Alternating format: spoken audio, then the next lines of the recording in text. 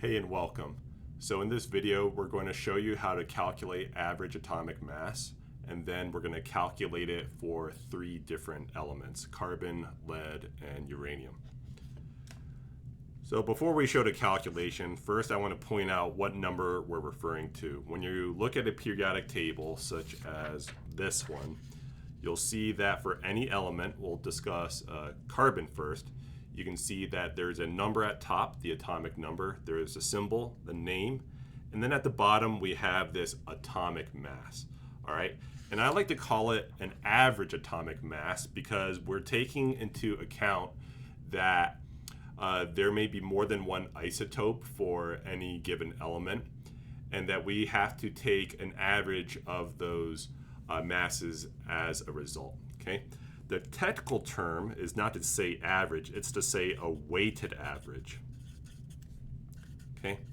I don't always use the word weighted because sometimes that confuses or intimidates people, but all we're referring to when we say weighted is we're just taking into account stuff like for carbon, for example.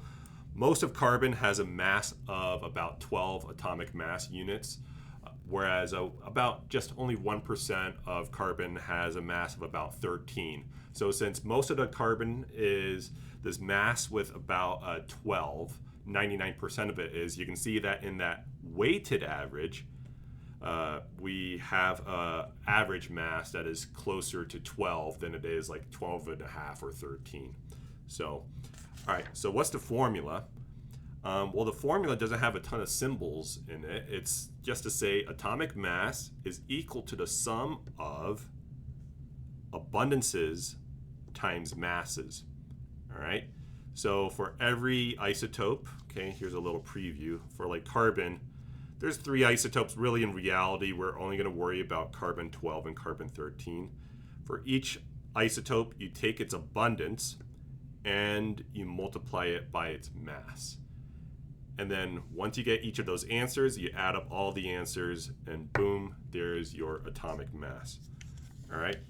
And an alternate way of showing this, if fancy mathematical notation doesn't intimidate you, or maybe you like it, we have this capital sigma symbol for total. Okay, atomic mass is equal to the sum total for all isotopes of the abundances times the mass. All right, this is best shown through example though. All right, so let's first do carbon. All right, so carbon, we have, again, we have this one and that one. We're not going to worry so much about carbon 14. Carbon 14 is very important. We get carbon 14 on Earth from cosmic radiation, and once an organism passes away, they stop ingesting carbon. So the less of a radioactive signature you get from carbon 14, the older you know something is. So that's interesting, but we're just going to stick with these two, all right? Carbon 12 and carbon 13, these are the stable isotopes of carbon, not radioactive or anything like that. Okay, so the atomic mass, I'm just going to write AM for carbon, is equal to, we have to do this for each of the two isotopes. So this is going to be the abundance. I'll just write abund times the mass, and that's going to be for carbon 12. And then we're going to add that to the abundance times the mass for carbon 13. If we had more isotopes, we would write them there, we would keep that going, but we don't have to be worried about that here. Okay, now before we can do this, there is something a little sneaky we have to deal with. We have percent that we're gonna have to deal with. We can't use the abundance in a percentage form. We're gonna have to turn this into a standard number. You may be wondering, well, why did I give it as a percent? That's because often in these problems, or often when you look at the data, it's given in a percent instead of a decimal. Okay, so let's turn these abundances into standard numbers.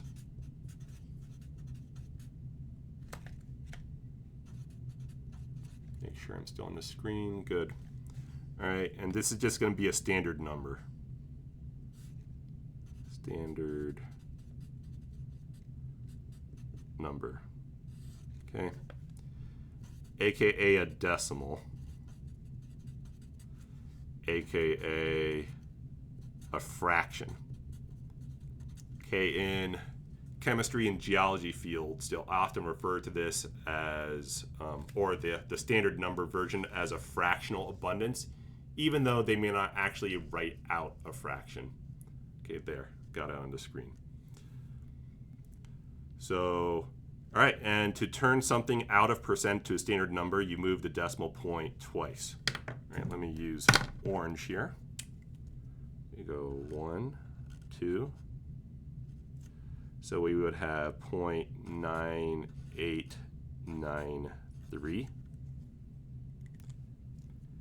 And then for the second number, 1.07, we go 1, 2. Now careful, we have an empty space here, so we'd have to put a 0 there. And we'd get 0.0107. Okay.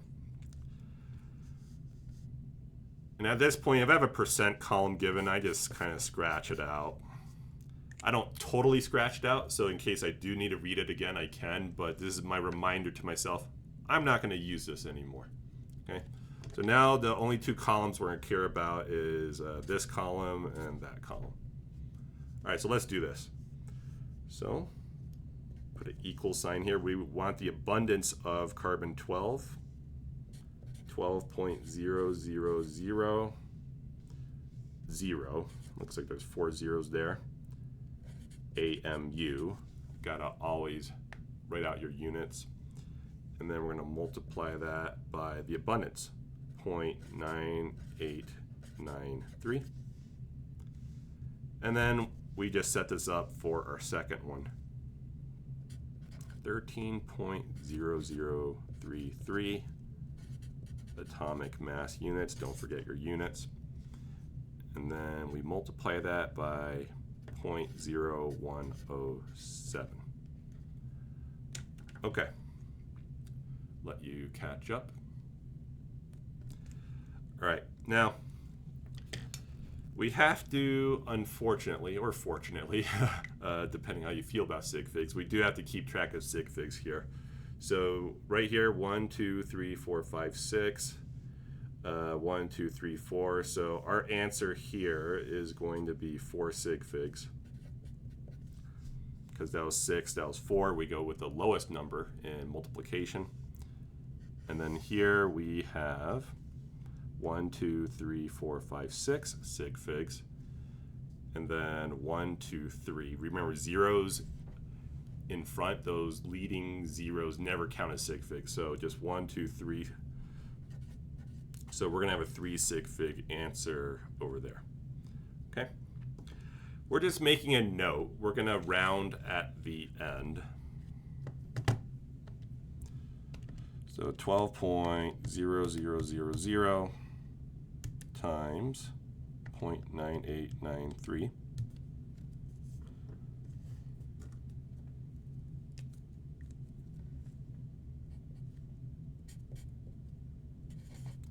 We got 11.8716 AMUs. All right, and then I'm going to underline my sig figs. Okay, so I got those 4. And then let's do the other one.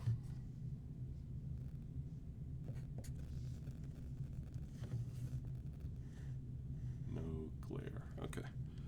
13.0033 times 0.0. Don't forget that 0. It's there.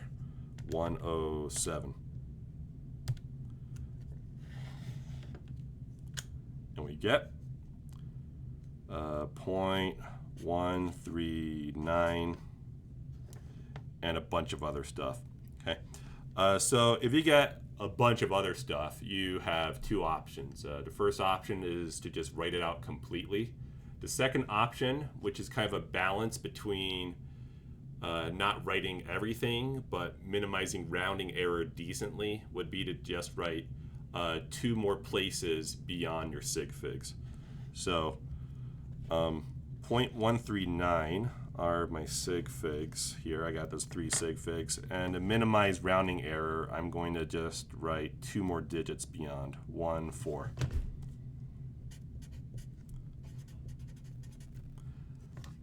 I did 1, 4 instead of 1, 3 because everything after that 3, that 5, 3, 1, if I have to cut it off, it's better to round up there. Okay. All right, so I'm going to add these two together.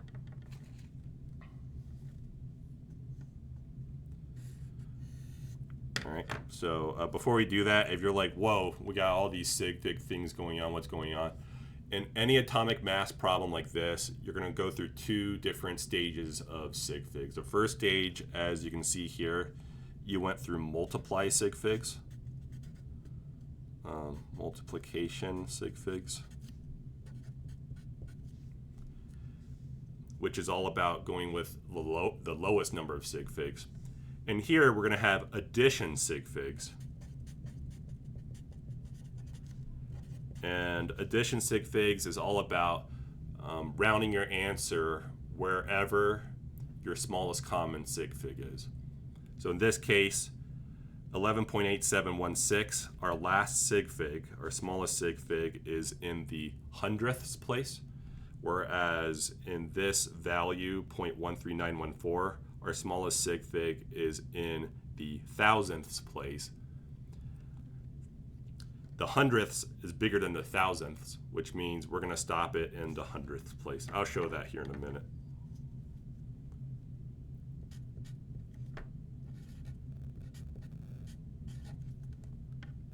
Okay, I like to underline my sig figs.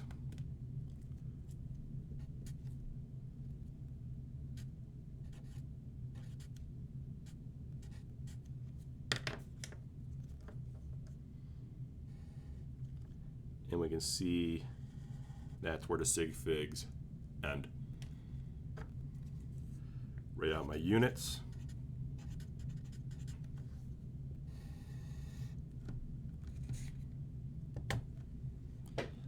Okay. I can use this existing answer in my calculator, or I can just start cleanly. 11.8716 plus 0.13914, and we get 12.01074 atomic mass units. All right, so we would write 12.01. We wouldn't write like 12.02 because everything after that 1 does not round it up. So here's my final answer.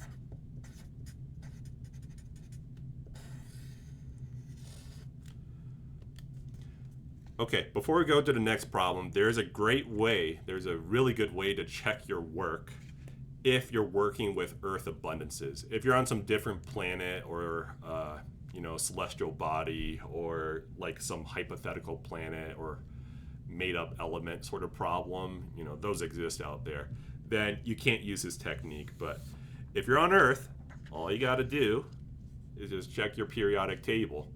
And the data that you use may not be exactly the same as what was used for your version of the periodic table, or maybe your periodic table rounded differently, but it should be very close to the answer in a periodic table. Sometimes you'll get lucky and you'll get the same thing. So this periodic table I got from ptable.com. Says carbon has an atomic mass of 12.011. And we got something very close to that. If we had more sig figs on our mass measurements, we had maybe better mass measurements, some better abundances, then maybe we would have gotten a 12.011. But for a problem like this, I'm happy with getting something very close to the periodic table if we were working on Earth. All right. So similar problem with lead. The reason why I chose to include this problem anyways is it gives us the additional practice of working with multiple isotopes, not just 2, but here we actually have 4. All right, and before you stick around, decide whether to stick around for the uranium part, you may be thinking this is a similar example to lead, which it is, but I threw in the extra curveball, the little different thing in this problem. I gave everything here, the abundances, I gave them as standard numbers and not as percents. So if you're wondering how you would handle that, then you can stick around for that last example. All right, but let's go ahead and work on the lead. All right, so lead's one of those elements that has like more than just 1 or 2 stable isotopes on Earth. Lead has these 4 isotopes where we can measure their abundances. All right, the first thing I like to do is if I see any percents, I destroy them immediately and I will turn them into standard numbers.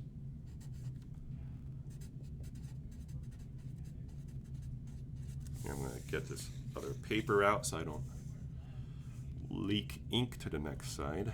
All right, abundance, so this is going to be a standard number.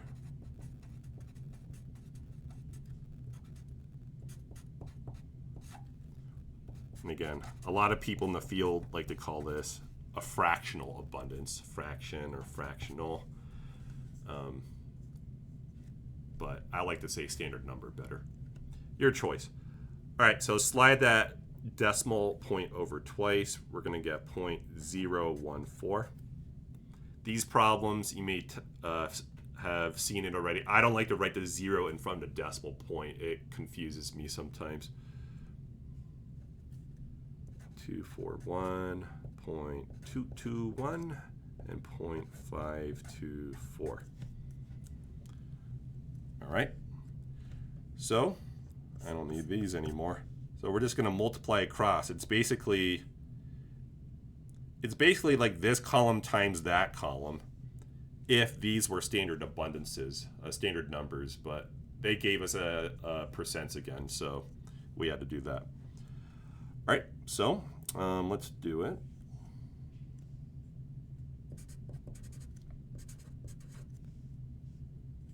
Atomic mass of lead, Pb, is equal to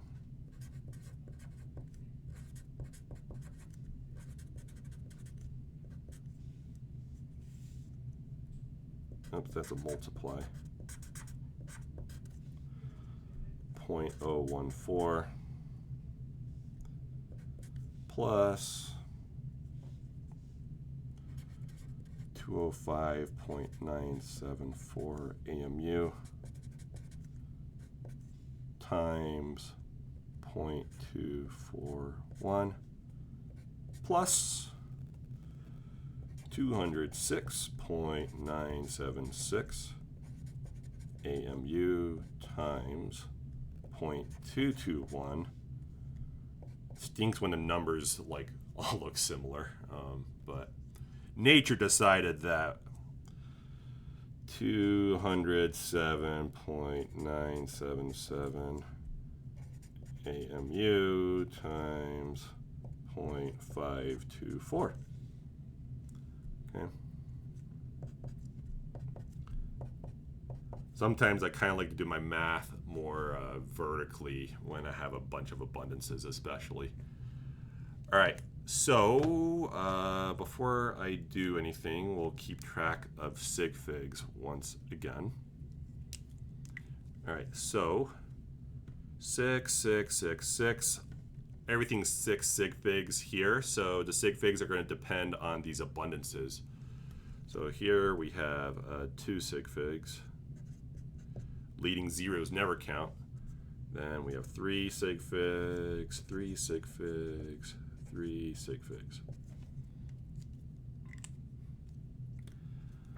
All right, so let's do these one by one. All right, let's do the top one.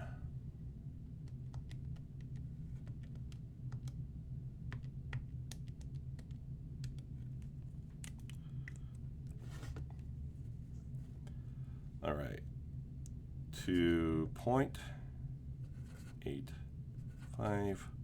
5, 6, 2, 2. I guess I didn't have to write out the whole thing. I could have just 2 sig figs. I could have just had round that up to a 6 there. I'm gonna just call that good so I don't waste so much time writing unnecessary stuff. That is a 6. All right, 205.974 times 0.241.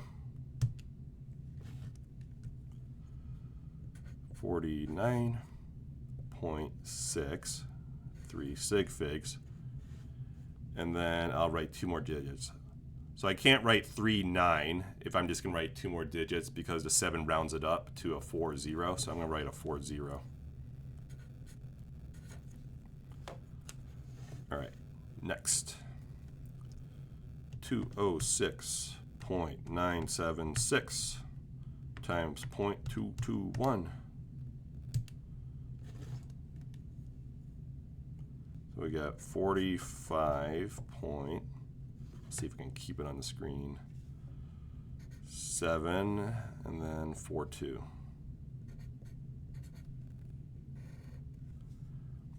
Okay, that 1 gets rounded up to a 2 there. And then lastly, here's our most prominent contribution at a whopping 50-something%. So we got 207.977 multiplied by, there we go, 0.524. All right, so we get 108. And our sig figs will end right there. We don't even get to past a decimal point. 98.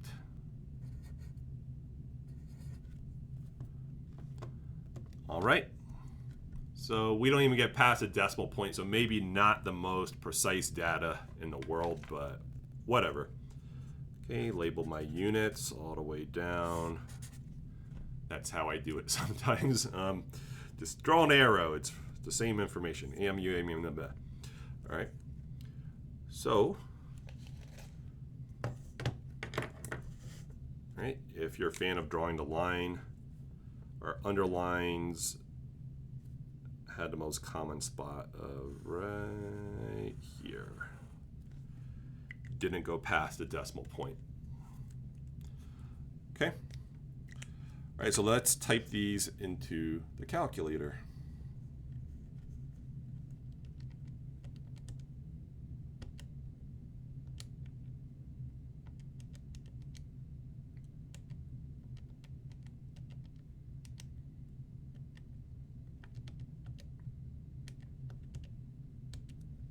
Sweet. So all this sums up. We added these together. They all sum up to 207.218 atomic mass units. We're only reporting to the ones place, so we get 207 atomic mass units. Okay.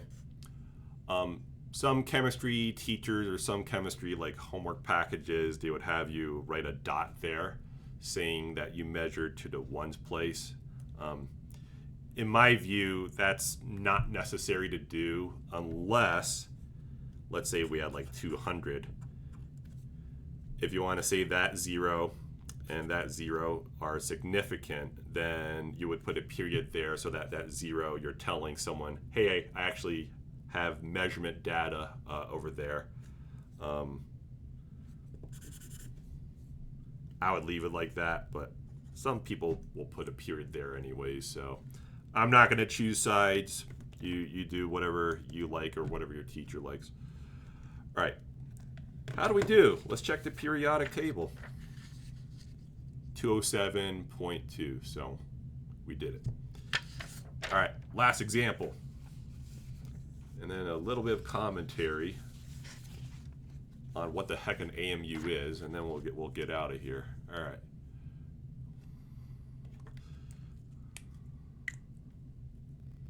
So, all right, so I wrote a note here for uranium this is just a standard number abundance. It's fractional abundance, not percent. So that means we can use these just as written. That makes our life definitely easier, because now we can just go like that. Now, if your teacher's like, show all work, don't just work off at a table, I guess you would rewrite all that out. But I'm okay with that if it's already kind of set up for you.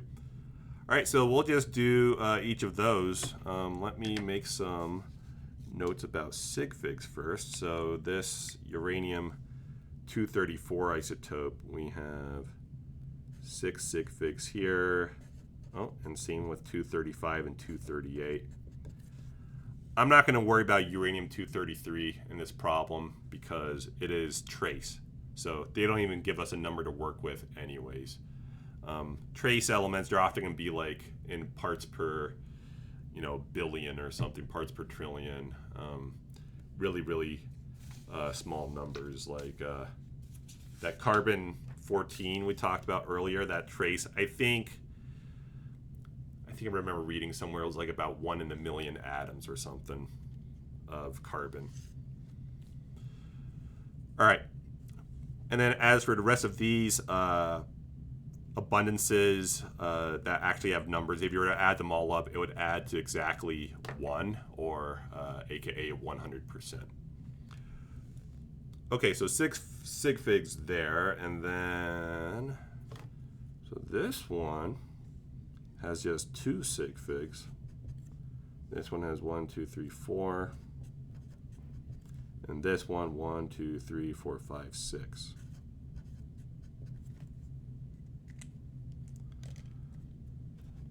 All right, and I think this is ready for calculation. Let's do 234 first. So we have 234.041 times 0.00054. And again, these were not in percent, so I can just use them straight like that.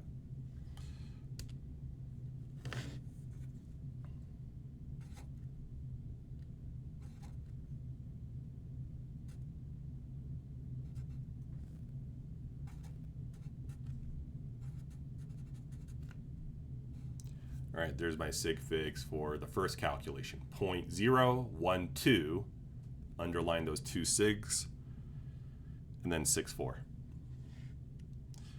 All right, let's do the next one. Uranium 235, so we get 235.044 times,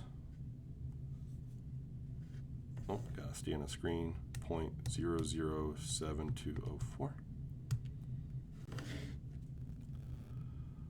1.693. Those are my sig figs. And then I'll carry 2 more. 26 atomic mass units. All right, and then we got uranium 238, the dominant isotope. 238.051 times 0.992742. And we get 236.323. And then we have 3 afterwards.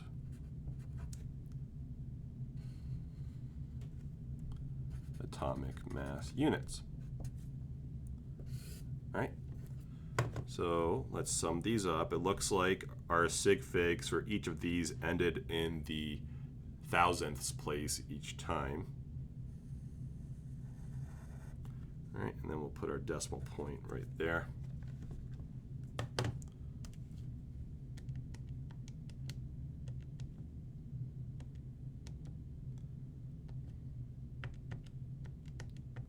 All right, and we're adding these up.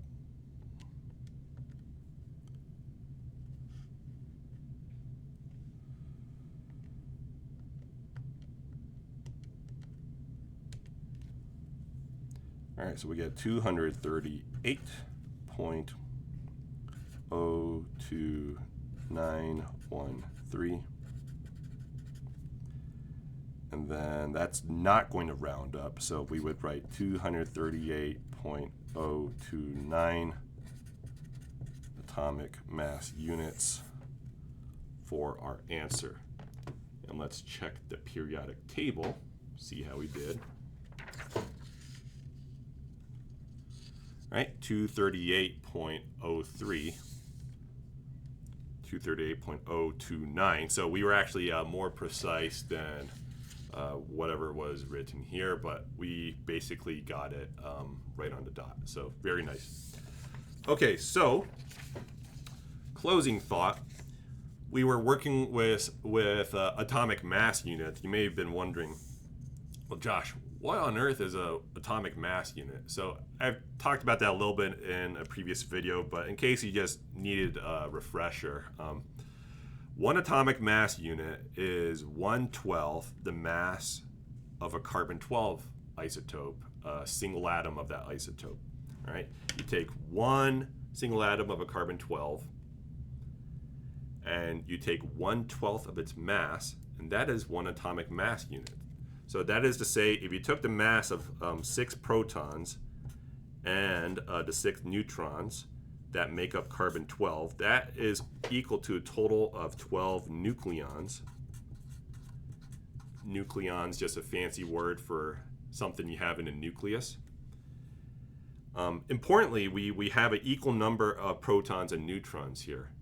All right, so you divide by 12, you have your one atomic mass unit. And so this is kind of the average mass, the average between a proton and a neutron in carbon.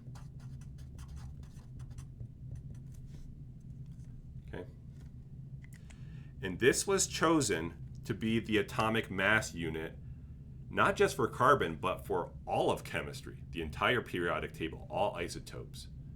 So why did we choose a carbon-based system for making an atomic mass unit for all of matter? Well, carbon made a convenient choice, carbon-12 in particular, because there's a lot of it around. There's, like we showed earlier, 99% of carbon is carbon-12, this stuff.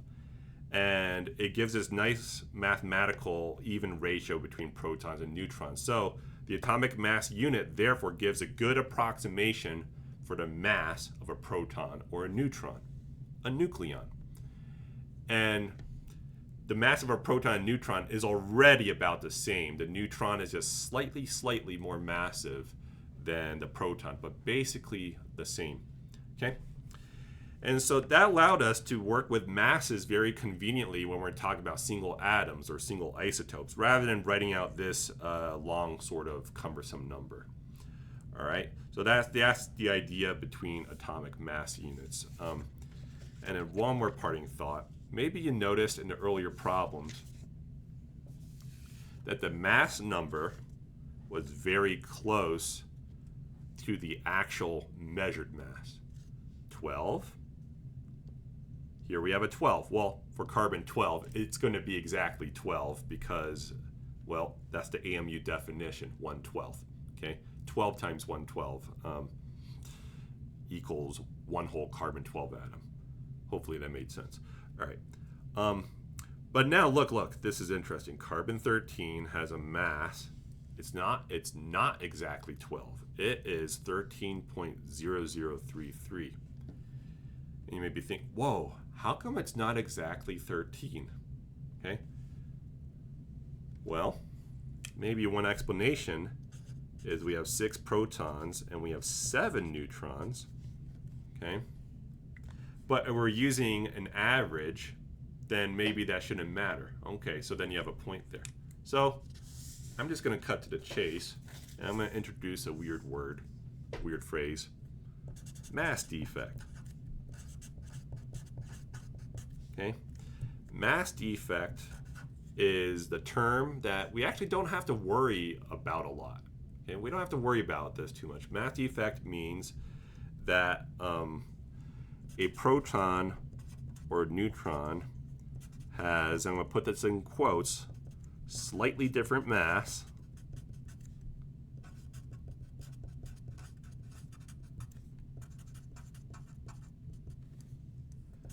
between different isotopes.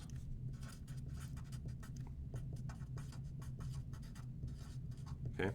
Mass defect. A proton or a neutron has slightly different mass between different isotopes. That may sound a little weird. You may be like, well, a proton is the same everywhere, right? No matter which element it's in, no matter which isotope it's in.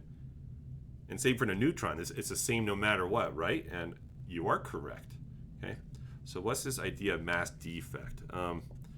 And defect, maybe not the best word. It's maybe the word adjustment is a better word. Or mass difference. Or maybe surplus or deficit. Okay.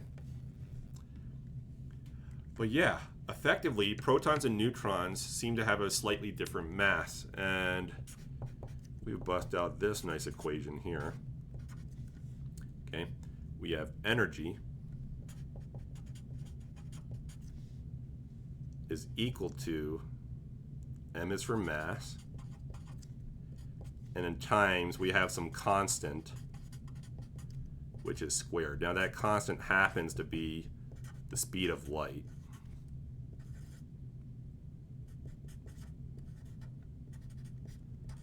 Okay, but we'll focus right here. There is an equivalence between energy and mass. That is to say, mass you can think of even as a stored form of energy. For most of chemistry, we don't worry about that a ton, but if you're doing radionuclear chemistry or you're in nuclear physics, that might interest you a little bit, but mass being a stored form of energy. Okay, so if we're talking about like a carbon nucleus, we have 6 protons and we have 6 neutrons in its nucleus. Okay, boink, boink, boink. We can keep drawing these. Okay, and then neutron, neutron, neutron, neutron, neutron, neutron. You can start making up these pictures. All right, and that's like carbon 12. And then for carbon 13, we would have 7 protons, 6 protons, and then we'd have 7 neutrons, okay? Now in the nucleus, if you have all this positive charge in the nucleus, you would think that the nucleus should just explode, okay? But there is something holding the nucleus together called the strong force, or the strong nuclear force. And the strong nuclear force is so strong that it can hold all this together even with those positive charges trying to repel each other, okay? At these sort of subatomic distances, the strong nuclear force is somewhere around like 100 times or so stronger than the electromagnetic force, okay? Now, depending on the stability of the nucleus, sometimes you need more of this strong nuclear force. Sometimes you need less of this strong nuclear force, okay? So because you're going to have sometimes differences in strong nuclear force, sometimes you need more of it, sometimes you need less of it, comparing different isotopes together. Since this is a form of energy, it's going to have a measurable effect on mass, okay? And that's where you get these slight mass differences. And that's what we call mass defect. Okay, for your typical Chem 101 student, this is of no practical consequence, okay? Here, I'll just write that in case you need that. For Chem 101, thankfully not practical. Thankfully not practical. All right. Thankfully not practical, but what you do need to do is use those actual masses. Okay, the long story short is because it's not going to be exactly the same to the mass number. It's like 99% to almost 100% the same often. But because it's not exactly the same. You have to use these actual masses instead of the mass numbers. Like for this carbon example, I can't use 12, 13, 14. Well, we didn't do 14. We can't use 12 and 13. We had to use this 12.0000 and the 13.033. Okay. All right. I know that was a bit of a longer explanation, but a long explanation just to tell you that everything is okay. So I hope this helps. And yeah, any questions, comments, suggestions, let me know. All right. Have a good day.